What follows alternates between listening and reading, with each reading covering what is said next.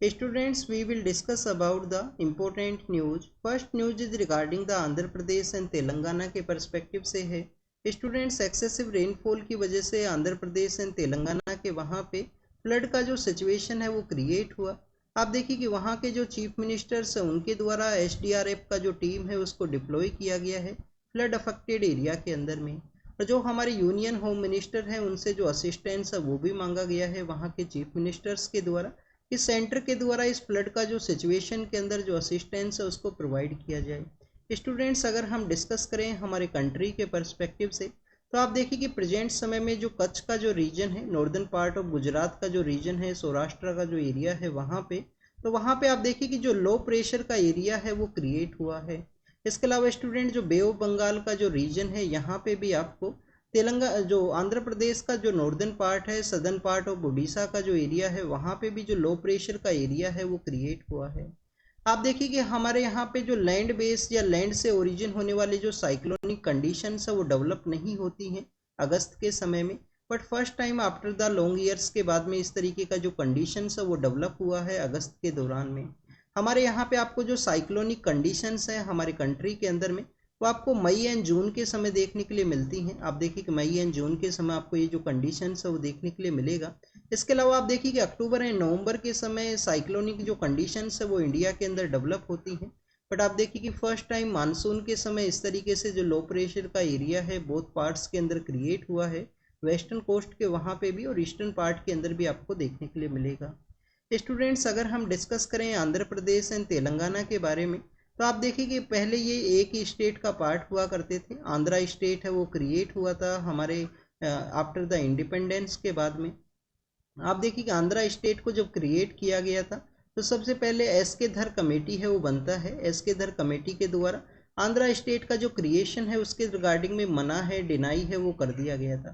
Basically Andhra के लिए नहीं डिनाई किया गया था, इनके द्वारा वन लैंग्वेज वन स्टेट का जो कॉन्सेप्ट है कि लैंग्वेज बेसिस पे जो स्टेट है वो ना क्रिएट किया जाए, जिससे कि आप देखिए कि हमारे यहाँ पे कंट्री के अंदर एवरी 10 किलोमीटर के अंदर जो डायलेक्ट है वो चेंज होता है। आपको एवरी 10-20 किलोमीटर के अंदर में अगर लैंग्वेज भी सेम है तो आपको जो डायलेक्ट है वो डिफरेंट आपको देखने के लिए मिलेगा। तो स्टूडेंट्स, इस तरीके से अगर यहाँ पे स्टेट्स या एरियाज को क्रिएट किया जाएगा तो काफ़ी सारे जो स्टेट हैं या बाल्कनाइजेशन का जो सिचुएशन है वो क्रिएट होगा।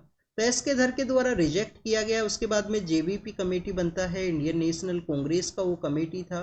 उस समय वहाँ पे आंध्रा स्टेट के लिए जो पर्सन प्रोटेस्ट कर रहे थे तेलुगु लैंग्वेज का एक स्टेट है वो होना चाहिए जिसको कि तमिल लैंग्वेज का जो तमिलनाडु है उससे सेपरेट किया जाए। तो आप देखिए कि उन पर्सन का वहाँ पे डेथ होता है जिनका नाम है पोटी श्री मालू उनका नाम हुआ करता है। उसके बाद में आंध्रा स्टेट है उसको क्रिएट किया गया। उसके बाद में एक और कमीशन बनता है जिसको कि हम फजल अली कमीशन के नाम से जाना करते हैं। फजल अली कमीशन के द्वारा स्टेट रीऑर्गेनाइजेशन को सजेस्ट किया गया था। स्टेट रीऑर्गेनाइजेशन एक्ट आपको देखने के लिए मिलता है 7th कॉन्स्टिट्यूशन अमेंडमेंट एक्ट के थ्रू में 1956 के समय आता है। और आप देखिए कि फजल अली कमीशन के बाद में फिर से हमारे जो स्टेट्स हैं वो क्रिएट होते हैं। फजल अली के समय 16 स्टेट एंड 6 यूटीज का जो कॉन्सेप्ट है वो आपको देखने के लिए मिलेगा। और आप देखिए कि जो प्रेजेंट जो स्ट्रक्चर है वो कम्प्लीटली डिफरेंट है। हमारे जो यूटीज का जो नंबर है वो भी चेंज हुआ है, स्टेट्स का जो नंबर है वो भी चेंज हुआ है। एस के धर के समय हमारे यहाँ पे जो स्टेट्स हैं उनको A B C and D category के अंदर डिवाइड किया गया था। डी कैटेगरी के अंदर आपको अंडमान एंड निकोबार जो आइलैंड है वो आपको देखने के लिए मिलता है। तो स्टूडेंट्स, ये आंध्र प्रदेश और तेलंगाना एंड स्टेट रीऑर्गेनाइजेशन के बारे में हमने रीड किया। अब आप देखिए कि आंध्र प्रदेश एंड जो तेलंगाना को जो सेपरेट किया गया उसके पर्सपेक्टिव से कुछ हम यहाँ पे डिस्कस करते हैं। स्टूडेंट्स, वहाँ पे जो प्रोटेस्ट है कि कुछ एरियाज़ के अंदर जो डेवलपमेंट है वो काफ़ी कम है, उसके रिगार्डिंग में जो प्रोटेस्ट है वो आपको देखने के लिए मिलेगा रायलसीमा का जो रीजन है वहाँ पे। और 2013 के समय में वहाँ पे जो तेलंगाना स्टेट है उसको सेपरेट वे में क्रिएट किया गया। 2013 के समय में आपको जो तेलंगाना स्टेट है वो देखने के लिए मिलेगा। 10 ईयर के रिगार्डिंग में जो हैदराबाद कैपिटल है उसको एज ए शेयरिंग कैपिटल के रूप से शेयर किया जाएगा। क्या हमारे कंट्री के अंदर में कोई ऐसा भी एरिया है जो आपको एज ए शेयरिंग कैपिटल के रूप से देखने के लिए मिलता है? तो आप देखिए कि पंजाब एंड हरियाणा का जो चंडीगढ़ है वो एक शेयरिंग कैपिटल का जो कॉन्सेप्ट है। बट आप देखिए कि जो एडमिनिस्ट्रेटिव वर्क है हरियाणा का वो आपको देखने के लिए मिलेगा पंचकुला के वहाँ पे। पंचकुला के वहाँ पे जो एडमिनिस्ट्रेटिव ऑफिस हैं वो चंडीगढ़ के ही पास में सिचुएटेड है पंचकुला, तो वहाँ पे उनका जो वर्क है वो आपको देखने के लिए मिलता है। चंडीगढ़ प्रेजेंट समय में यूनियन टेरिटरी है, वहाँ पे एक शेयरिंग कैपिटल का जो कॉन्सेप्ट है। तो हैदराबाद को 10 ईयर के लिए बेसिकली इस तरीके से सेटअप किया गया था। बट आप देखिएगा आंध्रा के द्वारा अपना जो स्टेट है उसको यहाँ पे रिकॉग्नाइज किया गया, जिसके अंदर आपको अमरावती है, अमरावती आपको देखने के लिए मिलेगा। फिर वहाँ पे गवर्नमेंट चेंज होता है, आंध्र प्रदेश के अंदर गवर्नमेंट चेंज होगा। उस गवर्नमेंट के द्वारा सजेस्ट किया गया कि 3 कैपिटल है उनको हमें डेवलप करना है। एक तो वाइजैक है, विजयवाड़ा का जो एरिया है उसको डेवलप करना है। इसके अलावा आप देखिए कि करनूल है, उसको जुडिशियल कैपिटल के रूप से सेटअप करना है। जुडिशियल कैपिटल तो आपको डिफरेंट देखने के लिए मिलता है हर एक स्टेट के अंदर में, बट आप देखिए कि लेजिस्लेटिव एंड एग्जीक्यूटिव को अगर सेपरेट कर दिया जाएगा तो जो कोऑपरेशन है हमारा लेजिस्लेटिव एंड एग्जीक्यूटिव के वर्किंग सिस्टम के रिगार्डिंग में, उसमें आपको जो कोऑर्डिनेशन एंड जो डिफरेंशिएशन है वो डिफरेंस है वो देखने के लिए मिलेगा। तो आप देखिए कि लेटर फेज के अंदर वो कोर्ट के अंदर वो केस है वो जाता है, उसके बाद में उनका जो कैपिटल है, अगर हम बात करें जब 10 ईयर्स कंप्लीट हुए थे जून के मंथ के समय में, उस समय आंध्र प्रदेश का जो कोई भी आपको ऑफिशियल कैपिटल है वो नहीं देखने के लिए मिलता है। अब प्रेजेंट समय में अमरावती है, उसी की रीडेवलपमेंट या उसी को यहाँ पे बेटर वे में इस्टेब्लिशमेंट के रिगार्डिंग में आपको जो न्यूज़ है वो देखने के लिए मिलेगा। तो स्टूडेंट्स, आंध्र प्रदेश एंड तेलंगाना के बारे में हमने रीड किया, वहाँ की सिचुएशंस के बारे में हमने देखा। अब आपके लिए यहाँ पे एक होमवर्क है। होमवर्क आपके लिए क्या है? होमवर्क आप देखिए कि कभी कभी हम जो स्पेशल स्टेटस, कुछ स्टेट्स के रिगार्डिंग में जो स्पेशल स्टेटस का जो कॉन्सेप्ट है कि कुछ यहाँ पे जो टेम्परेरी बेसिस पे कुछ स्पेशल प्रोविजंस है उनको कॉन्स्टिट्यूशन के अंदर ग्रांट किया गया है आर्टिकल 371 के थ्रू में। आर्टिकल 371 के थ्रू जो स्पेशल प्रोविजंस है वो आपको देखने के लिए मिलेंगे। आप देखिए कि स्टेट रीऑर्गेनाइजेशन के बाद में कितने हमारे यहाँ पे स्टेट थे, 14 स्टेट हैं और 6 यूटी आपको देखने के लिए मिलती हैं। उसके बाद में फर्स्ट जो स्टेट है वो किसको क्रिएट किया जाता है? बॉम्बे स्टेट हुआ करता था, उससे सेपरेट करते हुए गुजराती स्पीकिंग पीपल्स का गुजरात बनता है और बॉम्बे स्टेट का जो रीनेम है वो महाराष्ट्र कर दिया जाएगा। तो गुजरात एंड महाराष्ट्र के पर्सपेक्टिव से जो स्पेशल प्रोविजंस है उनको आर्टिकल 371 के अंदर मेंशन किया गया है 1960 के समय से। फिर उसके बाद में आप देखिए कि आर्टिकल 371 के अंदर समय समय पे जो अमेंडमेंट्स होते हैं, जैसे कि आप देखिए कि नागालैंड का जो अमेंडमेंट है ABCD, इस तरीके से आपको जो अलग अलग अमेंडमेंट एक्ट के थ्रू आपको देखने के लिए मिलेगा। कुछ स्टेट्स के रिगार्डिंग में जो स्पेशल प्रोविजंस हैं उनको यहाँ पे मेंशन किया गया है। तो आपको आंध्र प्रदेश एंड तेलंगाना के बारे में भी पता होना चाहिए कि आर्टिकल 371 के अंदर में, आर्टिकल 371 के अंदर में जो प्रोविजन है 371D एंड E का, उसके अंदर में आप देखिए कि एम्प्लॉयमेंट एंड जो एजुकेशन के रिगार्डिंग में जो लोकल पर्सनस हैं उनके रिगार्डिंग में जो लॉ है वो फ्रेम किया गया था पार्लियामेंट को, और यहाँ पे जो लोकल पर्सनस हैं उनके रिप्रेजेंटेशन का जो कॉन्सेप्ट है वो आपको देखने के लिए मिलता है। क्योंकि आर्टिकल 16 के अंदर में आप देखिए कि एक्सेप्शन है हमारे फंडामेंटल राइट का, जब हम रीड करते हैं तो उसके कुछ एक्सेप्शन हुआ करते हैं कि रिलीजियस डिनोमिनेशंस के अंदर में वहाँ पे रिजर्वेशन को ग्रांट नहीं किया जाएगा। इसके अलावा आप देखिए कि जो पार्लियामेंट के द्वारा कोई लॉ बना दिया जाए लोकल जो पर्सनस हैं, जो लोकल पर्सनस हैं उनकी रिगार्डिंग में, तो उस समय आपको नहीं देखने के लिए मिलेगा। तो ये आर्टिकल 16 को आप रीड करना, फंडामेंटल राइट के अंदर में ये कॉन्सेप्ट आपको समझ में आएगा। अब आपके लिए यहाँ पे होमवर्क क्या है? होमवर्क आपके लिए ये है कि आर्टिकल 371 के अंदर में, आर्टिकल 371 जो कि हमारे कॉन्स्टिट्यूशन के किस पार्ट के अंदर में है? 21 पार्ट के अंदर में है। पार्ट 21 के अंदर में आपको ये देखने के लिए मिलेगा।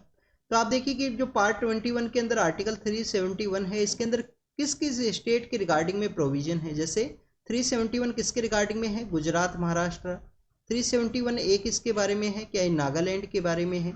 ऐसे आपको बताना है आर्टिकल और उस स्टेट के बारे में, ज़्यादा कुछ डिटेल के अंदर मत बताना, बस इतना ही आप बताना। सिक्किम के रिगार्डिंग में किसके पर्सपेक्टिव से है? आर्टिकल 371F के अंदर में सिक्किम के पर्सपेक्टिव से कुछ स्पेशल प्रोविजंस है उनको मेंशन किया गया है। नेक्स्ट अगर हम बात करें मणिपुर के बारे में है, तो आप देखिए कि पिछले कुछ मंथ्स के बाद में वहाँ पे फिर से वायलेंस है वो देखने के लिए मिला है मणिपुर के वहाँ पे। अगर हम बात करें स्टूडेंट्स मणिपुर के पर्सपेक्टिव से, एक तो आपको मणिपुर का जो लोकेशन है वो पता होना चाहिए। आप देखिए कि मणिपुर जब लास्ट ईयर न्यूज़ के अंदर था तो हमने न्यूज़पेपर डिस्कशन के अंदर में काफ़ी बार मणिपुरी के बारे में डिस्कस किया था। तो आप देखिए कि हमारी 3 लैंग्वेज जब उनको 8 शेड्यूल के अंदर ऐड किया गया था, कोंकणी है, मणिपुरी है और नेपाली है। क्या बेसिकली इसी तरीके से है या कोंकणी, मैथिली एंड नेपाली है यहाँ पे? तो स्टूडेंट्स आपको पता होना चाहिए यहाँ पे बेसिकली कि 71 जो कॉन्स्टिट्यूशन अमेंडमेंट एक्ट है उसके थ्रू कोंकणी कहाँ बोला जाता है, जो कोंकण का जो रीजन है, जो आपको गोवा के अंदर महाराष्ट्र का जो एरिया है वेस्टर्न घाट के साथ में, वो कोंकण का एरिया है, वहाँ पे बोली जाती है कोंकणी है। कोंकणी के अलावा मणिपुरी है और नेपाली है। आप देखिए कि इनको ऐड किया गया 71 के थ्रू। और जिस मैथिली के बारे में हमने डिस्कस किया था, तो 92 जो कॉन्स्टिट्यूशन अमेंडमेंट एक्ट है आपको पता होना चाहिए। बोडो, डोगरी एंड मैथिली एंड संताली जो लैंग्वेज है वो आपको इसके थ्रू देखने के लिए मिलेगा।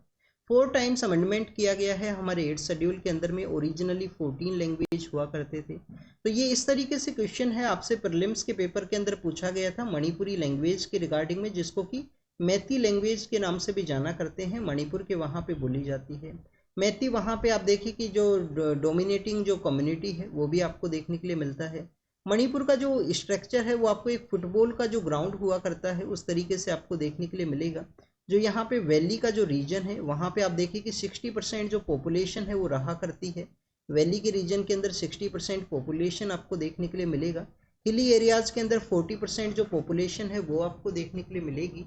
और जब भी हम मणिपुर के बारे में रीड करते हैं, एक तो आपको उसका जो लोकेशन है वो पता होना चाहिए, ये कहाँ पे सिचुएटेड है। क्या इसके नॉर्दर्न पार्ट के अंदर में कौन सा स्टेट है, क्या नागालैंड इसके नॉर्दर्न पार्ट के अंदर है, या आपका इसका सदर्न पार्ट है वहाँ पे कौन सा है, मिजोरम क्या इसके सदर्न पार्ट के अंदर में है। तो इसका एक तो आपको लोकेशन ज़रूर से पता होना चाहिए। नेक्स्ट अगर हम बात करें स्टूडेंट्स, हमने नॉर्थ ईस्ट के जब स्टेट्स के बारे में हम रीड करते हैं तो आपको 2 और कॉन्सेप्ट पता होने चाहिए। एक तो आप देखिए कि इनर लाइन परमिट है कि कभी भी किसी फॉरेनर पर्सन के द्वारा यहाँ पे एंटर किया जाएगा तो इनर लाइन परमिट का जो कॉन्सेप्ट है वो होना चाहिए। इनर लाइन परमिट के थ्रू उनको जो परमिशन है वो यहाँ पे ग्रांट किया जाएगा, जब भी उनका जो मूवमेंट है वो आपको देखने के लिए मिलेगा। आर्टिकल 19 के बारे में रीड कीजिए। आर्टिकल 19 के अंदर बताया गया है फ्रीडम ऑफ मूवमेंट के बारे में कि आप इंडिया के अंदर में कहीं पे भी जो मूवमेंट है वो कर सकते हो। बस उसके भी कुछ 2 रेस्ट्रिक्शंस आपको देखने के लिए मिलेंगे कि अथॉरिटीज़ के द्वारा कुछ रेस्ट्रिक्ट किया गया हो उस मूवमेंट के रिगार्डिंग में। तो ILP उसी का पार्ट है, ILP उसी का पार्ट है। आप देखिए इनर लाइन परमिट का जो कॉन्सेप्ट है कौन कौन से स्टेट्स के अंदर है, ये आपको आसाम के अंदर आपको देखने के लिए मिलेगा, नागालैंड के अंदर आपको देखने के लिए मिलता है। आसाम है, नागालैंड है, मिजोरम के अंदर में है स्टूडेंट्स, मिजोरम के अंदर है, और आप देखिए कि मणिपुर के अंदर है। तो ये स्टेट्स को एक बार फिर से देखते हैं। आसाम के अंदर है, नागालैंड के अंदर है, मिजोरम के वहाँ पे है, मणिपुर के वहाँ पे है। तो इनर लाइन परमिट का कॉन्सेप्ट है। मणिपुर का अगर आप वेस्टर्न पार्ट को अगर आप देखते हो एटलास के अंदर में, तो आप देखिए कि आपको आसाम है उसी के साथ अपना एरिया है वो शेयर किया जाता है मणिपुर के साथ में। आसाम का एक बार जो मैप है वो ज़रूर से देखना। आसाम का जो स्ट्रक्चर है वो काफ़ी बार हम सोचते हैं कि वो कम्प्लीटली वेस्टर्न पार्ट के अंदर रहेगा नॉर्थ ईस्ट के रिगार्डिंग में, बट आप देखिए कि उसका जो बेसिकली जो स्ट्रक्चर है वो आपको इस तरीके से देखने के लिए मिलता है काफ़ी डिफरेंट वे में। तो आपको उसका जो मैप है वो ज़रूर से पता होना चाहिए। नेक्स्ट आप देखिए कि ILP के बारे में हमने देखा। अब आप देखिए कि आपको फ्री मूवमेंट रिजाइम के बारे में भी पता होना चाहिए। जो हमारी ट्राइबल कम्युनिटीज़ हैं, आप देखिए उनके काफ़ी सारे ट्राइबल कम्युनिटीज़ के रिश्ते इस तरीके से हैं जो कि आपको म्यांमार के साथ में देखने के लिए मिलते हैं। बॉर्डर एरिया है, एक तो ओपन बॉर्डर का कॉन्सेप्ट है, वहाँ पे इस तरीके से पिलर्स लगे हुए हैं, फेंसिंग है वो नहीं है, पोरस बॉर्डर है इंडिया और म्यांमार का। तो आप देखिए कि जब मणिपुर के अंदर में जो वायलेंस का सिचुएशन हुआ तो होम मिनिस्ट्री के द्वारा बेसिकली अपनी रिपोर्ट्स के अंदर एनालाइज किया गया कि फॉरेन जो एजेंसीज हैं उनका भी रोल हो सकता है, म्यांमार के वहाँ पे जो इंसर्जेंट ग्रुप्स हैं उनका भी रोल हो सकता है मणिपुर के अंदर वायलेंस के रिगार्डिंग में। क्योंकि आप देखिए कि नॉर्थ ईस्ट के अंदर में काफ़ी सारे इंसर्जेंट ग्रुप्स हैं और उनका डिमांड हुआ करता है अलग से स्टेट बनाना है, कुछ का डिमांड है कि अलग से कंट्री ही वहाँ पे सेटअप करना है। तो इस तरीके से भी डिमांड आपको देखने के लिए मिलता है उन इंसर्जेंट ग्रुप्स का। काफ़ी सारे जो पीस एग्रीमेंट है वो इंडियन गवर्नमेंट के द्वारा साइन भी किए गए हैं, जैसे कि 2015 के समय NSCN जो खापलांग का जो ग्रुप है, NSCN IIM का जो ग्रुप है उसके साथ में जो पीस का एग्रीमेंट साइन किया गया था। इसके बाद में आप देखिए कि हमारे जो RN रवि सर हैं, जब वो सिविल सर्वेंट हुआ करते थे तो उनके द्वारा भी पीस को इस्टेब्लिशमेंट के रिगार्डिंग में इंटरलोक्यूटर का जो वर्क है वो किया गया था नॉर्थ ईस्ट के एरिया के अंदर ही। नेक्स्ट आप देखिए कि हमने फ्री मूवमेंट रिजाइम के बारे में रीड किया। तो आप देखिए कि ये बॉर्डर एरिया है, कुछ जो ट्राइबल कम्युनिटीज़ के यहाँ पे पर्सनस है, कुछ यहाँ पे हैं उनके फैमिली मेम्बर्स, ब्लड रिलेशन आपको देखने के लिए मिलेगा, मैरिज का रिलेशन आपको देखने के लिए मिलेगा। और इंडिया का एक्ट ईस्ट पॉलिसी भी था। एक्ट ईस्ट पॉलिसी क्या है, हमने हमारी फॉरेन पॉलिसी जो लुक ईस्ट पॉलिसी हुआ करता था, जो पीवी नरसिम्हा राव सर के समय अडॉप्ट किया गया था, हमारे जब नए प्राइम मिनिस्टर पावर के अंदर आते हैं 2014 के समय में, लुक ईस्ट पॉलिसी को आप देखिए कि एक्ट ईस्ट पॉलिसी के रूप से यहाँ पे सेटअप किया गया कि हमको जो साउथ ईस्ट एशिया के जो कंट्रीज हैं, ईस्टर्न एशिया की जो कंट्रीज हैं, उनके साथ में रिलेशन तो सेटअप करना ही है, बट नॉर्थ ईस्ट के जो स्टेट्स हैं उनको सेंटर में रखते हुए उनके थ्रू कनेक्टिविटी को अगर हम सेटअप करेंगे तो हमारे नॉर्थ ईस्ट के एरियाज़ के अंदर भी जो प्रोस्पेरिटी है उसको हम बूस्ट कर पाएंगे। तो उसी को आप देखिए कि एक्ट ईस्ट पॉलिसी के थ्रू ही हमारे फ्री मूवमेंट रिजाइम है उसको इनेक्ट किया गया 2018 के समय में, कि कुछ किलोमीटर एरिया के रिगार्डिंग में जो ट्राइबल पर्सन है वो मूव कर सकते हैं, कुछ आवर्स के रिगार्डिंग में ये जो मूवमेंट है उसको अलाउ किया गया था कि उनके जो रिलेशंस हैं। बट आप देखिए कि फ्री मूवमेंट रिजाइम को अभी सस्पेंड भी किया गया है इस तरीके से वायलेंस का जो सिचुएशन है उसके रिगार्डिंग में। तो ये देखिए कि मणिपुर के बारे में हमने यहाँ पे रीड किया।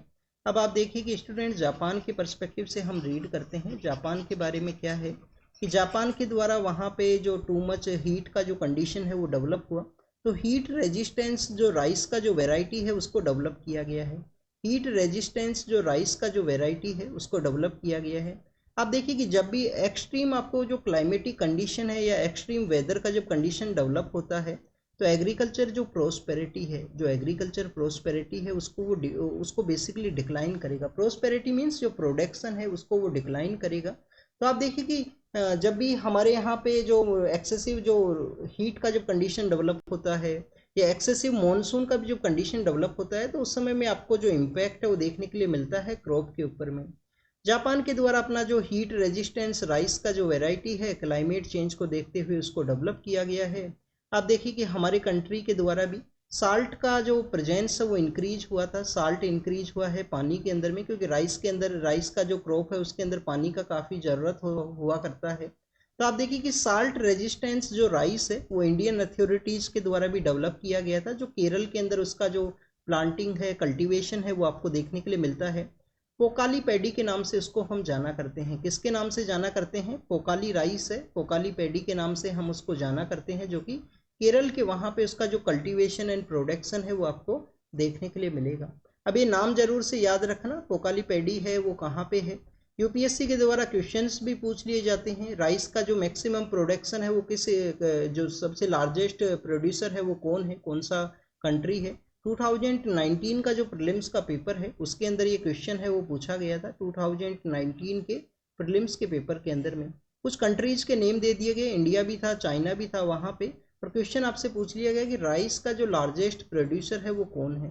तो आपको इस तरीके से भी पता होना चाहिए। कल आप देखिए कि हमने गार्लिक जो है, लहसुन जो है, उसके बारे में रीड किया था, और गार्लिक का जो प्रोडक्शन है हाईएस्ट कहाँ पे देखने के लिए मिलता है? चाइना के वहाँ पे।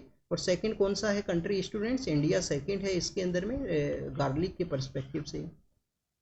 नेक्स्ट अगर हम बात करें लद्दाख के बारे में है, लद्दाख के बारे में जब भी हम रीड करते हैं तो प्योंगयांग लेक के बारे में आपको ज़रूर से याद आता होगा, अगर आपने कभी उसका जो पिक्चर है वो ज़रूर से देखा है। आप देखिए कि सोनम वांगचुक नाम की एक पर्सन है वहाँ पे, क्लाइमेट एक्टिविस्ट है। आमिर खान का एक मूवी है 3 इडियट्स, बेसिकली वो इंजीनियरिंग लाइफ एंड जो फ्रेंडशिप के बारे में उसको बनाया गया है। तो आप देखिए उसके अंदर एक जो पर्सन है उसका जो रोल जो प्ले किया गया है आमिर खान के द्वारा, वही पर्सन है सोनम वांगचुक, जो कि आपको लद्दाख के रीजन के अंदर में क्लाइमेट एक्टिविस्ट के रूप से देखने के लिए मिलते हैं। तो सोनम वांगचुक के द्वारा एक पैदल यात्रा है, जो पद यात्रा है, उसको स्टार्ट किया गया है लद्दाख के वहाँ से दिल्ली के लिए। तो आप देखिए कि कभी दिल्ली चलो का जो नारा है वो दिया गया था किनके द्वारा? दिल्ली चलो का जो नारा है वो आपको आज़ाद हिंद फौज के थ्रू आपको देखने के लिए मिलता है, सुभाष चंद्र बोस जो हमारे फ्रीडम फाइटर हैं उनके थ्रू। और आप देखिए कि यहाँ पे भी दिल्ली चलो का जो स्लोगन है वो दिया गया है, पदयात्रा उनके द्वारा स्टार्ट किया गया है लेह के वहाँ से। तो इनका बेसिकली जो डिमांड है वो क्या है? बेसिकली स्टूडेंट्स आप देखिए कि जम्मू एंड कश्मीर को सेपरेट किया गया 2 डिफरेंट यूनियन टेरिटरीज के अंदर में।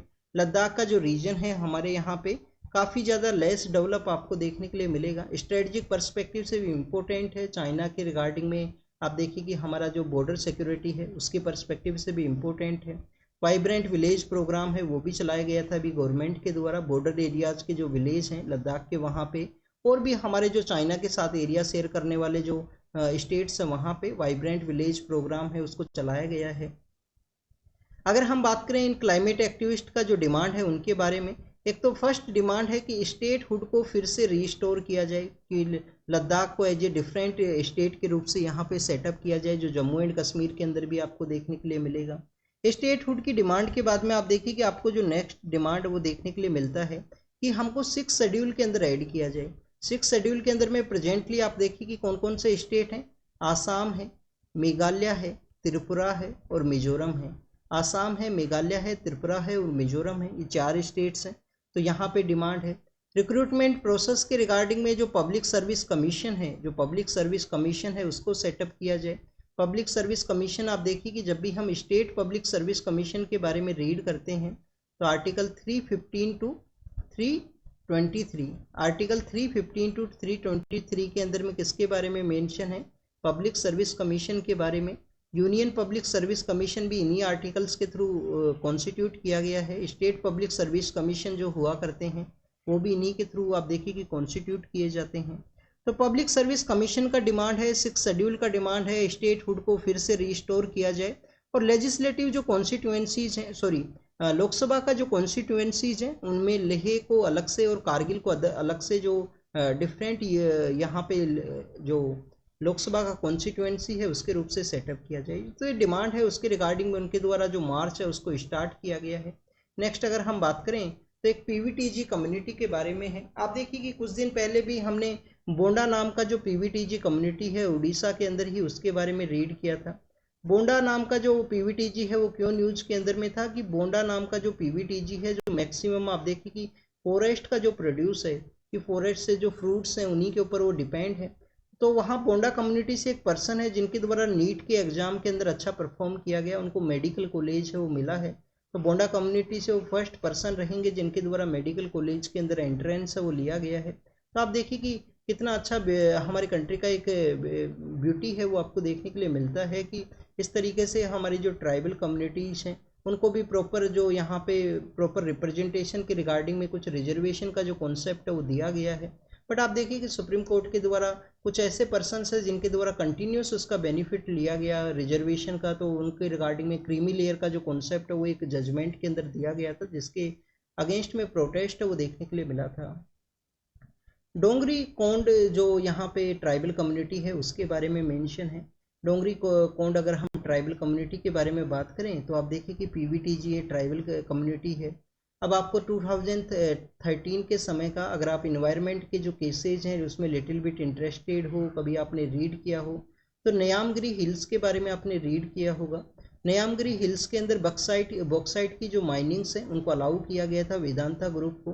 बट आप देखिए कि वहाँ पे जो डोंगरिया जो कोंड नाम का जो ट्राइबल कम्युनिटी है उनके द्वारा प्रोटेस्ट किया गया। और फर्स्ट टाइम आपको हमारी कंट्री के अंदर में एक इन्वायरमेंटल जो रेफरेंडम है वो देखने के लिए मिलेगा। रेफरेंडम वैसे किसका कॉन्सेप्ट है, डायरेक्ट डेमोक्रेसी का कॉन्सेप्ट है। रेफरेंडम है, प्लेबीसाइट है, आप देखिए कि वहाँ पे इनिशिएशन है, रिकॉल का जो कॉन्सेप्ट है, ये 4 बेसिकली यहाँ पे टूल हैं डायरेक्ट डेमोक्रेसी के। इन्वायरमेंटल जो रेफरेंडम है वो किया गया, लोगों के द्वारा रिजेक्ट कर दिया गया कि बक्साइट का जो माइनिंग्स है उनको नहीं अलाउ किया जाएगा न्यामगिरी हिल्स के उस एरिया के अंदर में। ये आपको रायगढ़ जो डिस्ट्रिक्ट है उड़ीसा का वहाँ पे ये सिचुएटेड है। इंडिया का फर्स्ट आपको इन्वायरमेंटल रेफरेंडम आपको देखने के लिए मिलेगा। 50% लोगों के द्वारा, मोर देन 50% लोग हैं वो उसको रिजेक्ट करें तो उसी समय में रेफरेंडम को यहाँ पे इम्प्लीमेंट किया जाता है। पीवीटीजी कम्युनिटी के बारे में हमने देखा। अभी ये न्यूज़ के अंदर में क्यों है, आप देखिए कि वहाँ पे लिटरेसी रेट है उसके रिगार्डिंग में कंसर्न्स हैं। बच्चों के द्वारा स्कूल एक्सेसिबल नहीं है। आप देखिए कि यहाँ पे स्कूल का लोकेशन बताया गया है, ये लोग डिफरेंट एरिया के अंदर हैं, स्कूल डिफरेंट एरिया के अंदर है। एक तो एक्सेसिबल ना हो, एक्सेसिबिलिटी एक मेन रीजन हुआ करता है। सेकंड रीजन क्या है कि टीचर ही ना हो स्कूल के अंदर में, स्कूल तो है बट टीचर नहीं है। थर्ड आप देखिए कि टीचर भी हैं बट वहाँ पे क्वालिटी एजुकेशन नहीं है। तो ऐसे ही आपको 3-4 जो पॉइंट्स वो हुआ करते हैं क्यों यहाँ पे एजुकेशन है वो बेसिकली उसके एक्सेसिबल नहीं है उन बच्चों के लिए। थर्ड आप देखिए कि कम्युनिटी के अंदर ही इंटरेस्ट ना हो कि बच्चों को एजुकेशन है वो यहाँ पे गेन करना है, तो काफ़ी कम लिटरेसी रेट है। उनको यहाँ पे मेन स्ट्रीम में ऐड करने के रिगार्डिंग में गवर्नमेंट के द्वारा इनिशिएटिव्स भी चलाए गए हैं, बट स्कूल का जो एक्सेसिबिलिटी है जो फॉरेस्ट एरिया के थ्रू, हिल एरिया के थ्रू उनको क्रॉस करना होता है जब वो स्कूल को यहाँ पे एक्सेसिबल कर पाएँ। नेक्स्ट अगर हम डिस्कस करें तो आप देखिए कि शिफ्टिंग कल्टीवेशन है वो इनके द्वारा प्रैक्टिस किया जाता है। न्यामगिरी हिल्स के एरिया के अंदर में शिफ्टिंग कल्टीवेशन है उसको ये प्रैक्टिस करते हैं। शिफ्टिंग कल्टीवेशन को आप देखिए कि झूम कल्टीवेशन के नाम से भी जाना करते हैं नॉर्थ ईस्ट के अंदर में। नॉर्थ ईस्ट के हमारे काफ़ी सारी कम्युनिटीज़ हैं जो बेसिकली किसी एक एरिया के अंदर में जाएंगे, वहाँ पे पेड़ जो जंगल है उसको साफ किया जाएगा उनके द्वारा, फिर बाद में आप देखिए कि दूसरे एरिया के लिए वो माइग्रेट करते हैं। बट क्या यहाँ पे इस तरीके से जो शिफ्टिंग कल्टीवेशन की वजह से कुछ बेनिफिट भी है? आप देखिए कि उनके द्वारा पेड़ों को जलाया जाता है, पेड़ों को जलाने की वजह से वहाँ पे जो राख है वो बनती है, और राख की वजह से आप देखिए कि जो एग्रीकल्चर का जो प्रोडक्टिविटी है वो आपको देखने के लिए मिलेगा। बट आप देखिए समय के लिए है वो एग्रीकल्चर का प्रोडक्टिविटी फिर डिक्लाइन होता है, फिर ये दूसरे एरिया के अंदर जाते हैं, वहाँ पे पेड़ों को काटते हैं। तो आप देखिए कि उसके नेगेटिव भी हैं कि पेड़ों का जो फॉरेस्ट एरिया है वो कम होता है। बट आप देखिए कुछ पॉजिटिव भी है एग्रीकल्चर का, कुछ वहाँ पे जो सोइल का प्रोडक्टिविटी है कुछ लिमिटेड समय के लिए आपको सही देखने के लिए मिलेगा। तो डोंगरिया कोंड के बारे में था, शिफ्टिंग कल्टीवेशन के बारे में हमने रीड किया, पीवीटीजी कम्युनिटी के बारे में हमने रीड किया। 2019 का जो प्रीलिम्स का पेपर है, 19 का जो प्रीलिम्स का पेपर है उसी के अंदर यूपीएससी ने एक क्वेश्चन पूछा था कि किस स्टेट के अंदर में highest number of PVTG community हैं। उड़ीसा के अंदर highest number of PVTG community हैं। ये आप देखिए कि हमारी जो ट्राइबल ग्रुप्स हैं उनमें भी सबसे ज़्यादा आप देखिए कि जो वल्नरेबल हैं उनको पीवीटीजी कम्युनिटी के अंदर रखा गया है। और इसके अलावा अगर हम डिस्कस करें सेकेंड नंबर के ऊपर आंध्र प्रदेश के अंदर में आपको जो पीवीटीजी कम्युनिटी है वो देखने के लिए मिलेगा। अब यहाँ पे एक और पॉजिटिव थिंग है वो आपको पता होना चाहिए। ट्राइबल कम्युनिटी के बारे में जब भी हम रीड करते हैं तो आपको एक पॉजिटिव थिंग आपको पता होना चाहिए कि ट्राइबल कम्युनिटी के अंदर आपको जो सेक्स रेशियो है वुमेन्स एंड आप देखिए कि जो बेसिकली जो बॉयज एंड गर्ल्स का जो रेशियो है, या अगर हम बात करें मेंस एंड वुमेन्स का जो रेशियो है, वो आपको हमेशा अच्छा देखने के लिए मिलेगा कि सेक्स रेशियो वहाँ पे सही है। वहाँ पे किसी भी तरीके का डिस्क्रिमिनेशन नहीं है कि हमको सन को ही बेसिकली सन ही जो आप देखिए कि सन ऑफ द सोइल का जो डिमांड है जो आपको स्पेशली हमारा जो नॉर्दर्न पार्ट के अंदर मेजरली रूप से देखने के लिए मिलता है। गवर्नमेंट के द्वारा बेटी बचाओ बेटी पढ़ाओ ऐसा स्कीम्स वो निकाली जाती हैं जिससे कि सेक्स रेशियो को इम्प्रूव किया जा सके। आप देखिए कि हरियाणा के अंदर सेक्स रेशियो का बारे में काफ़ी बार ये डिस्कशन देखने के लिए मिलेगा। बट हरियाणा का ही जो मेवात का जो रीजन है, हरियाणा का ही जो मेवात का जो रीजन है, वहाँ पे जो सेक्स रेशियो है वो काफ़ी सही है। मेवात का जो अलग जो ह्यूमन डेवलपमेंट की जो पैरामीटर्स हैं उसके ऊपर में वो आप देखिए कि वो नहीं है, काफ़ी अच्छा परफॉर्मेंस नहीं देखने के लिए मिलेगा। एस्पिरेशनल डिस्ट्रिक्ट प्रोग्राम का वो पार्ट है। बट आप देखिए कि वहाँ पे जो सेक्स रेशियो है वो आपको सही देखने के लिए मिलता है। तो ये ट्राइबल कम्युनिटी के कुछ पॉजिटिव्स हैं जिनके बारे में आपको पता होना चाहिए। मेवात ट्राइबल कम्युनिटी का पार्ट नहीं है, जो अभी हमने हरियाणा के बारे में डिस्कस किया वो ट्राइबल कम्युनिटी का प्रेजेंस नहीं है वहाँ पे। तो आप देखिए कि मेव कम्युनिटीज़ हैं उनका जो डोमिनेशन का एरियाज है और वहाँ पे प्रॉपर जो इंडस्ट्रीज है वो नहीं है, एम्प्लॉयमेंट एजुकेशन का जो एक्सेसिबिलिटी है ऐसे कुछ आपको। और प्रेजेंट समय में साइबर क्राइम के भी केसेज है वहाँ से सामने आए हैं। रिसेंटली आप देखिए कि जस्टिस के हेमा का जो रिपोर्ट है वो सामने आया था हमारा जो मूवी इंडस्ट्री है मलयालम मूवी इंडस्ट्री उसके रिगार्डिंग में आप देखिए कि कुछ हरेसमेंट अब्यूज़ के जो केसेज हैं उसको बताया गया। बट यहाँ पे लेबर इश्यूज है उसको हाईलाइट नहीं किया गया है। उसके रिगार्डिंग में डिस्कशन है कि मूवी इंडस्ट्री के अंदर में काफ़ी सारे जो लोग हैं वो क्रू हुआ करता है, जो उनका ग्रुप हुआ करता है उसके अंदर में काम करते हैं। तो उनके द्वारा आप देखिए कि जो लेबर इश्यूज हैं, जैसे कोई लाइट मैन है, कोई मेकअप मैन है, डिफरेंट डिफरेंट जो पर्सनस हुआ करते हैं उनके भी जो लेबर इश्यूज हैं वो काफ़ी ज़्यादा हैं। काफ़ी लंबे समय के लिए उनको काम करना होता है। उनका जो वर्किंग आवर है वो 12 to 15 आवर्स का यहाँ पे बताया गया है। तो उसके बारे में नहीं मेंशन है, तो उसी के पर्सपेक्टिव से यहाँ पे बताया गया है। ILO जब इस्टेब्लिश हुआ था, स्टूडेंट्स इंटरनेशनल लेबर ऑर्गेनाइजेशन, तो आप देखिए कि संडे का एक जो वीक के अंदर एक दिन है जो रेस्ट के लिए दिया जाता है। तो बेसिकली ये आपको समय समय पे जो लेबर का जो डिमांड है उसके थ्रू देखने के लिए मिलेगा। इंडिया के अंदर भी आप देखिए कि श्रमजीवी जो आंदोलन है वो चले हैं, काफ़ी इनका जो काफ़ी बड़ा हिस्ट्री आपको देखने के लिए मिलता है इंडियन फ्रीडम मूवमेंट के दौरान ही, जिसमें भारत श्रमजीवी देखिए कि शिशिपदा बनर्जी के द्वारा चलाया गया था। फिर बाद में आपको NM लोखंडे नाम के जो पर्सन है वो देखने के लिए मिलते हैं। All India trade union Congress है उसको सेटअप किया गया, जो बाद में NM जोशी का लीडरशिप के अंदर में ट्रेड यूनियन फेडरेशन के रूप से भी यहाँ पे एक अलग से फैक्शन है वो बनता है। तो बेसिकली लेबर जो राइट्स हैं, लेबर मूवमेंट है, वर्किंग क्लास मूवमेंट, उनके बारे में हमने यहाँ पे रीड किया। अगर आपको इन मूवमेंट्स के बारे में नहीं पता है स्टूडेंट्स, तो आपका जो मॉडर्न इंडियन हिस्ट्री का जो बुक है उससे जाके रीड कीजिए इनके बारे में। आप देखिए कि अच्छे से जब रीड करोगे तो ही एग्जाम क्लियर होगा, जब ही आप अच्छे से जो फैक्चुअली साउंड करोगे। आपको यहाँ पे मेंस एंड प्रीलिम्स का जो प्रिपरेशन है उसको साथ ही करना है। राजस्थान के अंदर में आप देखिए कि इन्वेस्टमेंट समिट है, उसके रिगार्डिंग में आईएएस ऑफिसर्स का एक टीम है, उनको एज ए एम्बेसडर के रूप से टीम को डेवलप किया गया है। वो अलग अलग एरियाज़ के अंदर जाएंगे जिससे कि राजस्थान के अंदर जो इन्वेस्टमेंट है वो लाया जा सके। स्टूडेंट्स, इनिशियल फेज के अंदर वाइब्रेंट गुजरात का एक समिट हुआ करता था, जो 2000 के एरा के समय में हमारे जो प्राइम मिनिस्टर सर हैं प्रेजेंट समय में, जब वो गुजरात के चीफ मिनिस्टर हुआ करते थे, तो उनके द्वारा वाइब्रेंट गुजरात का जो समिट्स है उनको ऑर्गेनाइज किया गया था। बट आप देखिए कि 2014-15 के समय से हमारे कंट्री के डिफरेंट एरियाज़ के अंदर में हर एक स्टेट के द्वारा अपना एक इन्वेस्टमेंट समिट है उसको ऑर्गेनाइज किया गया है, जिससे कि इन्वेस्टमेंट को अट्रैक्ट किया जा सके। राजस्थान के इस इन्वेस्टमेंट समिट की इस न्यूज़ के अंदर में बेसिकली यहाँ पे मेंशन ये भी किया गया है कि जो electronic system design and manufacturing का जो एरिया है, वहाँ से उस एरिया के अंदर भी जो इन्वेस्टमेंट है उसको लाया जाए, जिससे कि राजस्थान को एज ए हब के रूप से, इलेक्ट्रॉनिक मैन्युफैक्चरिंग का जो हब है उसके रूप से डेवलप किया जाए। स्टूडेंट्स, सपोज कीजिए दिल्ली का एरिया है, सपोज कीजिए दिल्ली है, ये सपोज कीजिए जयपुर है। तो ये दिल्ली से जो जयपुर का एरिया है, जब राजस्थान के इस पार्ट के अंदर में हम एंटर करते हैं, अलवर का जो एरिया है जहाँ पे सिचुएटेड है नीमराना फोर्ट, जो कि काफ़ी ज़्यादा फेमस है। नीमराना का जो एरिया है वहीं पे ही आप देखिए कि अलवर के अंदर एक भिवाड़ी का एरिया है। अर्लियर फेज के अंदर ये अलवर डिस्ट्रिक्ट हुआ करता था। तो ये कुछ ऐसे एरियाज हैं जहाँ पे आपको काफ़ी ज़्यादा जो इन्वेस्टमेंट है वो देखने के लिए मिलता है। वहाँ पे आप देखिए कि जापानी जोन है, कोरिया जोन है, इस तरीके से सिचुएटेड है। और स्टूडेंट्स, आपको एक टूरिज्म के पर्सपेक्टिव से भी एक इम्पोर्टेंट इन्फॉर्मेशन होना चाहिए। यहाँ पे आप देखिए कि उत्तर प्रदेश का सपोज कीजिए आगरा सिचुएटेड है। तो ये जो एरिया है इसको टूरिज्म का एक ट्राइंगल के रूप से भी जाना करते हैं। दिल्ली, जयपुर एंड आगरा का जो एरिया है टूरिज्म के पर्सपेक्टिव से काफ़ी ज़्यादा इम्पोर्टेंट है। नीमराना एंड भिवाड़ी के एरिया के बारे में हमने रीड किया, जो कि जापानी जोन, कोरिया जोन, इस तरीके से वहाँ पे इन्वेस्टमेंट के जो एरियाज़ हैं वो भी सिचुएटेड हैं। नेक्स्ट अगर हम डिस्कस करें इंडिया का जो नाइबरहुड है उसके बारे में है। ये जो जिनके द्वारा लिखा गया है टीएस सर हैं, जो बेसिकली इंडिया के रिप्रेजेंटेटिव रही हैं यूएन के अंदर में, और एक इम्पोर्टेंट काफ़ी फेमस पर्सनैलिटी है फॉरेन सर्विस के रिगार्डिंग में।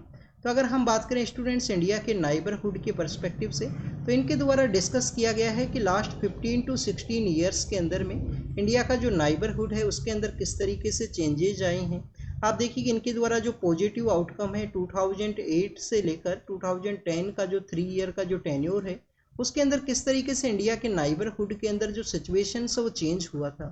जैसे कि आप देखिए कि इनके द्वारा एग्जाम्पल दिया गया है 2008 से लेकर जो 10 का जो समय है उस दौरान में आपको इंडिया का जो नाइबरहुड है उसके अंदर में अनफोल्डेड जो इवेंट्स हैं वो देखने के लिए मिलते हैं।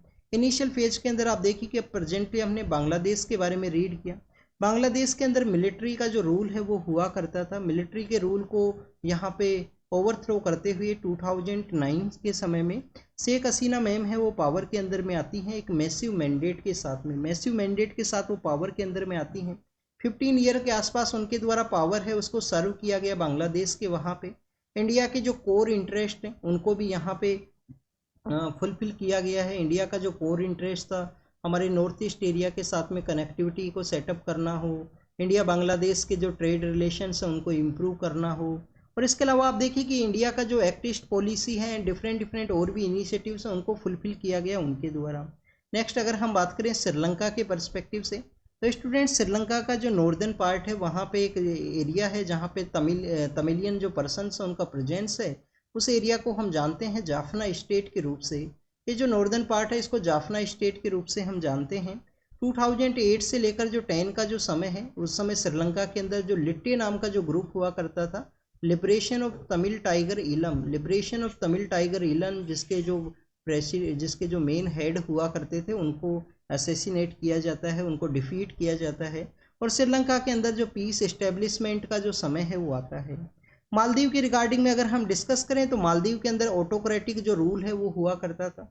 उस ऑटोक्रेटिक रूल को ओवरथ्रो करते हुए फर्स्ट टाइम उस समय में 2008 से 10 के अंदर में मालदीव के वहाँ पे मल्टी पार्टी जो सिस्टम है, डेमोक्रेटिक इलेक्शन से उनका कंडक्ट होता है। इंडिया के द्वारा भी जो हेल्प है वो प्रोवाइड किया गया। म्यांमार के अंदर में आप देखिए कि 2010 के समय म्यांमार के अंदर में जो मिलिट्री का जो रूल है उसको चेंज करते हुए जो वहाँ पे एक जो नोबल ल्यूरेट है प्रेजेंट समय में, नोबल उनको मिला है, नोबल पीस प्राइज, आन सान सूकी हैं, उनके द्वारा जो पावर है उसको कैप्चर किया जाता है उस म्यांमार के वहाँ पे। और स्टूडेंट्स, पाकिस्तान के अंदर भी जो जनरल परवेज मुशर्रफ है उनका रूल हुआ करता था, वो पाकिस्तान से चले जाते हैं और उनका आपको बेसिकली जो वहाँ पे सिविल जो गवर्नमेंट है उनका इस्टेब्लिशमेंट आपको देखने के लिए मिलेगा पाकिस्तान के वहाँ पे भी। तालिबान अफगानिस्तान के पर्सपेक्टिव से अगर हम डिस्कस करें तो अफगानिस्तान के अंदर में आप देखिए कि हामिद करजई सर का उस समय गवर्नमेंट हुआ करता था, बाद में डिफरेंट जो पॉलिटिकल लीडर्स हैं वो वहाँ पे पावर के अंदर में आते हैं। तो कुछ एरिया के अंदर में कंप्लीट एरिया नहीं था, कुछ एरिया आप देखिए कि वहाँ पे जो गवर्नमेंट का इस्टेब्लिशमेंट था, इंडिया के भी जो रिलेशंस है वो काफ़ी अच्छे आपको देखने के लिए मिलेंगे उस एरियाज़ के अंदर में। अब प्रेजेंट समय में किस तरीके से यहाँ पे चेंज हुआ है, प्रेजेंट समय में अगर हम चेंजेस के बारे में डिस्कस करें तो आप देखिए कि प्रेजेंट समय को हम डिस्कस करें उससे पहले आप देखिए कि उन जो 3-4 ईयर्स का जो समय है उस समय का ये जो डेवलपमेंट है जो काफ़ी अच्छा देखने के लिए मिला इंडिया के नाइबरहुड के अंदर में। तो आप देखिए कि श्रीलंका को नॉर्दर्न पार्ट के डेवलपमेंट के लिए लाइन ऑफ क्रेडिट है वो सप्लाई किया गया इंडिया के द्वारा। बांग्लादेश को भी जो लाइन ऑफ क्रेडिट है वो सप्लाई किया गया। म्यांमार को भी आप देखिए कि जितना भी जो कंट्रोवर्सी है उसको रिजोल्व किया जा सके, उसके साथ में जो रिलेशंस हैं उसको इस्टेब्लिश किया गया इंडिया के द्वारा। पर प्रेजेंट समय में आपको जो डिफरेंट सिचुएशन है वो देखने के लिए मिलता है। डिफरेंट सिचुएशन किस तरीके से, पाकिस्तान के अंदर जो पॉलिटिकल लीडर थे उनको ओवरथ्रोन कर दिया गया, इवन जेल के अंदर डाल दिया गया। श्रीलंका के अंदर में जो बांग्लादेश के अंदर हुआ वो 2022 के समय श्रीलंका के अंदर लोगों के द्वारा प्रोटेस्ट किया गया। जो पॉलिटिकल लीडर्स के जो हाउस हैं, प्रेसिडेंट हाउस एंड जो वहाँ पे पॉलिटिकल लीडर्स के हाउस हैं उनके ऊपर अटैक किया गया। आप देखिए कि मालदीव आपको कम्प्लीटली एंटी इंडिया जो सेंटीमेंट है वो देखने के लिए मिलता है। इंडिया के द्वारा लक्षद्वीप को जो प्रमोट किया गया तो एंटी इंडिया जो सेंटीमेंट है वो आपको देखने के लिए मिलेगा वहाँ पे। और चाइना का जो प्रेजेंस है वो इंक्रीज हुआ है मालदीव के वहाँ पे। म्यांमार के रिगार्डिंग में अगर हम डिस्कस करें तो 2021 का जो फरवरी है, जनवरी फरवरी के समय में वहाँ का मिलिट्री के द्वारा पावर को टेक ओवर कर दिया गया। बांग्लादेश प्रेजेंट समय के अंदर में आप देखिए कि इस तरीके का सिचुएशन के अंदर में है। और 2021 का जो अगस्त है उस समय तालिबान के द्वारा यूएस का जो फोर्सेज है उसका विड्रोवल हुआ, तालिबान के द्वारा पावर को टेक ओवर किया गया अफगानिस्तान के वहाँ पे। तो आप देखिए Nepal completely anti India sentiment वहाँ पे आपको देखने के लिए मिलेगा। तो प्रेजेंट सिचुएशन काफ़ी ज़्यादा डिफरेंट है। अगर हम कंपेयर करें 15 ईयर्स पहले वहाँ पे जो सिचुएशन है वो किस तरीके से पॉजिटिव वे में डेवलप था, तो इंडिया को क्या करना चाहिए। आप देखिए कि इंडिया का जो फॉरेन पॉलिसी है काफ़ी बार आपको काफ़ी ऐसे इश्यूज हैं जहाँ पे मिस जजमेंट भी आपको देखने के लिए मिलेगा। कुछ ऐसे भी एरियाज है जहाँ पे आपका कोई कंट्रोल आपको नहीं देखने के लिए मिलता है, जैसे कि बांग्लादेश के अंदर ये सिचुएशन क्रिएट हुआ। इंडिया को अपने जो रिलेशंस है उनको स्ट्रेंथन करने का ज़रूरत है सभी कंट्रीज़ के साथ में। श्रीलंका के इस फाइनेंशियल सिचुएशन के अंदर, इमरजेंसी सिचुएशन के अंदर में इंडिया के द्वारा जो बेल आउट का जो कॉन्सेप्ट है, फाइनेंशियल असिस्टेंस है वो प्रोवाइड किया गया है। अफगानिस्तान के अंदर में आप देखिए कि तालिबान पावर के अंदर में आया है बट इंडिया के जो प्रोजेक्ट्स हैं उनको कोई डैमेज है वो नहीं किया गया है अफगानिस्तान के वहाँ पे। तो इंडिया को अपने इंटरेस्ट है उनको सर्व करने के रिगार्डिंग में जो प्रोजेक्ट्स हैं उनको कैरी आउट करने का ज़रूरत है अपने नाइबरहुड के अंदर में। और नाइबरहुड का जो पॉलिटिकल अनरेस्ट का जो सिचुएशन है उसका कोई भी इम्पैक्ट है, उसका जो स्पिल ओवर इफेक्ट है इंडिया का जो डेमोक्रेसी है उसके ऊपर ना हो, तो ये भी आपको यहाँ पे इंडिया का जो इन कोर एरियाज को भी ध्यान में रखते हुए अपना जो डेवलपमेंट है उसको कैरी आउट करना है। नेक्स्ट अगर हम बात करें, आप देखिए कि West Asia and northern Africa के अंदर में जो क्राइसिस का जो सिचुएशन है उसके बारे में यहाँ पे मेंशन किया गया है। आप देखिए कि गाजा स्ट्रिप के बारे में हर कोई डिस्कस कर रहा है, एवरीडे न्यूज़पेपर के अंदर में है। बट लास्ट कुछ ईयर से आप देखिए कि जो सूडान का जो एरिया है, सूडान जो कंट्री है वहाँ पे भी कम्प्लीटली अनरेस्ट का सिचुएशन है। गाजा के अंदर जितने लोगों का डेथ हुआ है उससे 4 टाइम्स जो डेथ है 1.5 आप देखिए कि जो लाख पर्सन है उनका डेथ हुआ है सूडान के अंदर में। तो उसके रिगार्डिंग में यहाँ पे डिस्कशन किया गया है West Asia and northern Africa के रिगार्डिंग में कि सूडान के अंदर में 1.5 लाख पर्सनस का डेथ हुआ है। आरएसएफ नाम का एक मिलिट्री का जो ग्रुप है उसके वर्सेज आप देखिए कि जो सूडान का जो आर्म्ड फोर्सेज का जो ग्रुप है उनका जो आपको रेजिस्टेंस है, उनका जो वायलेंस है वो आपको देखने के लिए मिलता है। गाजा से 4 टाइम्स जो पर्सनस है उनका डेथ हुआ है।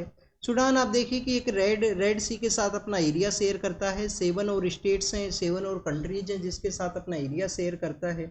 और यहाँ पे आपको जो नाइल रिवर है उसका फ्लो देखने के लिए मिलेगा। नाइल रिवर जो कि अफ्रीका का प्रोस्पेरिटी के लिए काफ़ी ज़्यादा इंपॉर्टेंट है। तो एग्रीकल्चर प्रोस्पेरिटी भी है यहाँ पे।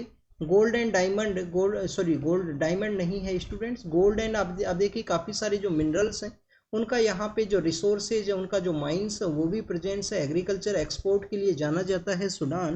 बट पिछले कुछ दिनों से, पिछले कुछ ईयर से वहाँ पे आपको पॉलिटिकल अनरेस्ट है, वायलेंस का जो सिचुएशन है, जो दरफूर का जो रीजन है वेस्टर्न पार्ट ऑफ सूडान के, वहाँ पे दरफूर रीजन, तो ये कम्प्लीटली आपको वायलेंस का जो सिचुएशन है वहाँ पे देखने के लिए मिलेगा। सिचुएशन किस तरीके से क्रिएट हुआ 1956 के समय, जो सूडान है 1956 के समय सूडान के द्वारा बेसिकली आप देखिए कि जो इंडिपेंडेंस है उसको अचीव किया गया। बट पिछले के इतना जो उनका इंडिपेंडेंस का जो हिस्ट्री है, जो यहाँ पे सूडान का जो इंडिपेंडेंस का जो हिस्ट्री है उसके अंदर में आप देखिए 50 टाइम्स मिलिट्री के द्वारा जो पावर है उसको टेक ओवर करने का कोशिश किया गया। मिलिट्री के द्वारा जो पॉलिटिकल लीडर्स हैं उनको ओवरथ्रोन करने का जो कोशिश है, मिलिट्री के जो कूच हैं वो आपको देखने के लिए मिलेंगे। 2011 के समय में आप देखिए कि यहाँ पे दरफूर के अंदर वायलेंस है वो क्रिएट होता है 2011 के समय ही। तो सदन जो सूडान है वो अलग से एक कंट्री है वो यहाँ पे क्रिएट किया जाता है। इसके अलावा स्टूडेंट्स यहाँ पे डिस्कस ये भी किया गया है कि कैपिटल को भी शिफ्ट किया गया है।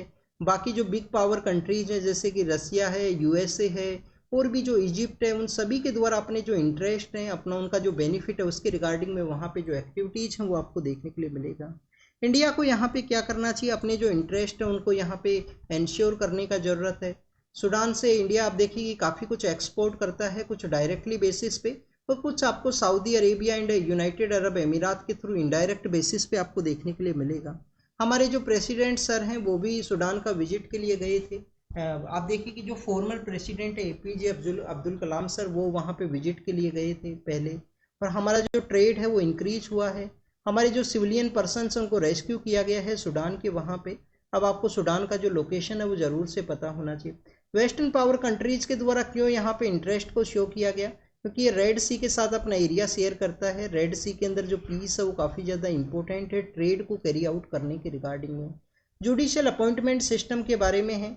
आप देखिए कि 99 कॉन्स्टिट्यूशन अमेंडमेंट एक्ट के थ्रू एनजीएसी का जो कॉन्सेप्ट है वो लाया गया था, नेशनल जुडिशियल अपॉइंटमेंट कमीशन, जिसके अंदर कुछ लोग ऐसे भी थे जो गवर्नमेंट के द्वारा बेसिकली अपॉइंट किए जाएंगे।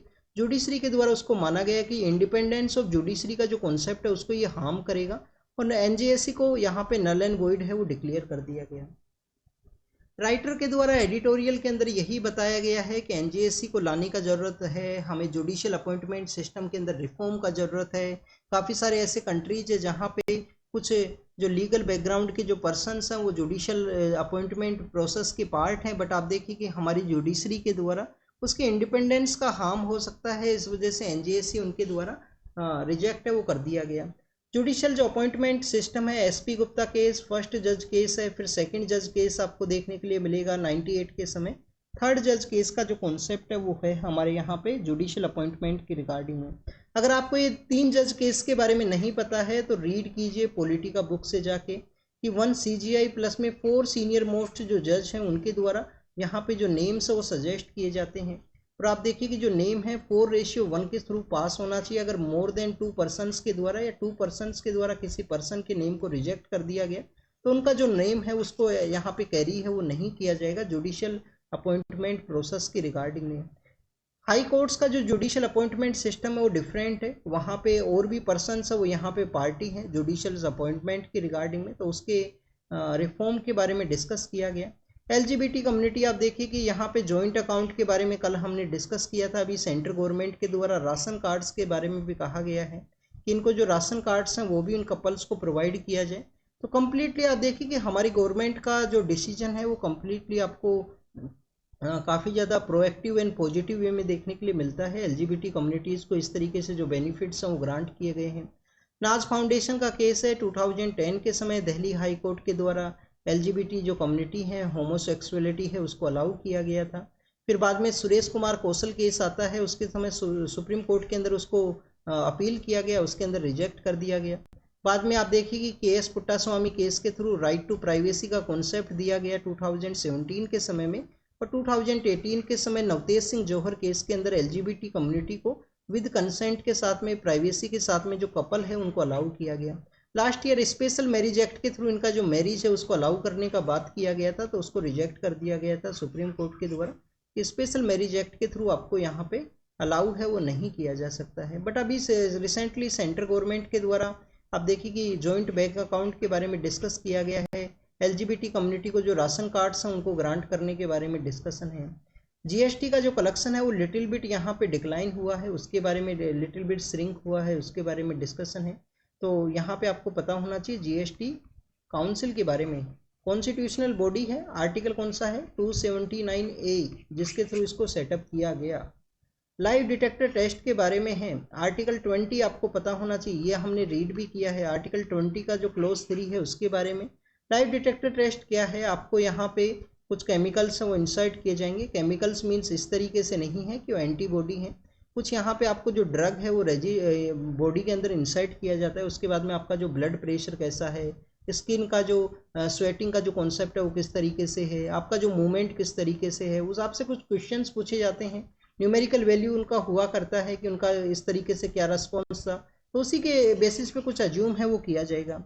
आर्टिकल 20 के अंदर में आप देखिए कि जो सेल्फ इंक्रिमिनेशन का जो कॉन्सेप्ट है उसके कम्प्लीटली अगेंस्ट है लाइव डिटेक्टर टेस्ट के रिगार्डिंग में।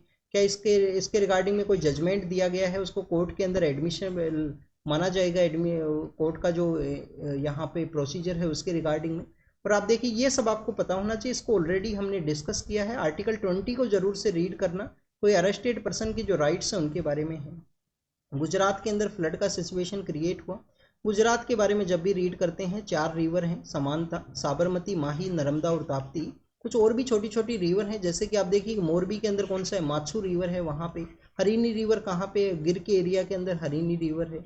तो साबरमती, माही, नर्मदा एंड तापी आप देखिए कि ये रिवर हैं, ये वेस्टर्न फ्लोइंग रिवर्स हैं, डेल्टा नहीं बनाती हैं। याद कैसे रखना है, समानता के थ्रू। समानता किसका वर्ड है, इक्वलिटी का।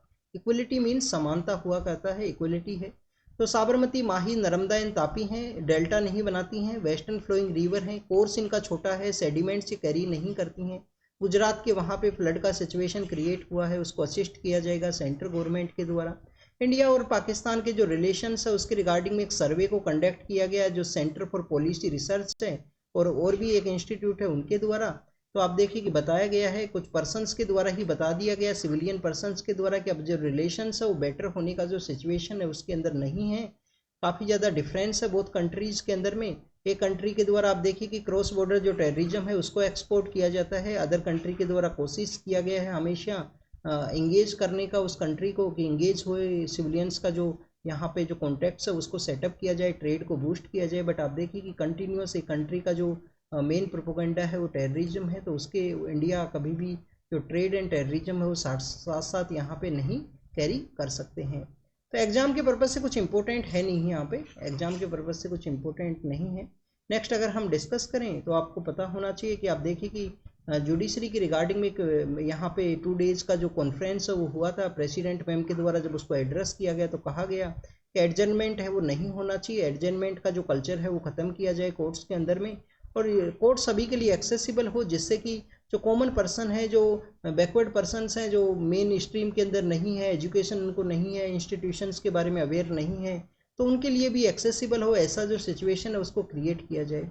लोअर जुडिशरी के अंदर में आप देखिए कि वुमेन्स का जो रिप्रेजेंटेशन है वो इंक्रीज हुआ है, बट हायर जुडिशरी के अंदर आपको वुमेन्स का जो रिप्रेजेंटेशन है वो काफ़ी कम देखने के लिए मिलेगा। पर लोअर के अंदर में आप देखिए कि जो पेंडेंसी ऑफ केसेज हैं वो काफ़ी ज़्यादा है। इवन हमारे सुप्रीम कोर्ट के अंदर भी पेंडेंसी ऑफ केसेज काफ़ी ज़्यादा हैं, बट आप देखिए कि लोअर के अंदर में आपको काफ़ी ज़्यादा देखने के लिए मिलेगा लोअर जुडिशरी के अंदर में। वंदे भारत जो हमारे यहाँ पे सेमी हाई स्पीड जो रेलवे रेल है, तो उसी के बारे में कुछ डिस्कस किया गया है कि नए जो कोच हैं, जो स्लीपर कोच हैं, उनके पर्सपेक्टिव से। नेक्स्ट अगर हम डिस्कस करें तो आप देखिए कि यहाँ पे डिस्कस किया गया है गाजा स्ट्रिप के बारे में।